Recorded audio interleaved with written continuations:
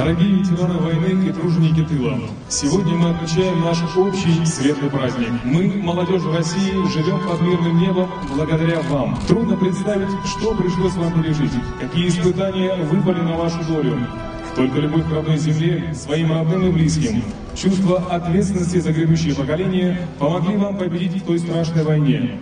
Ваше мужество помогло победить. Нашей жизнью мы обязаны вам, а также солдатам, погибшим на полях сражений. Мы никогда не забудем тех, кто отдал жизнь, защищая свою родину. Молодежь ингушетии, как и вся молодежь России, обязуется делать все, чтобы вы гордились нами, чтобы вы, дорогие наши ветераны, всегда чувствовали нашу заботу.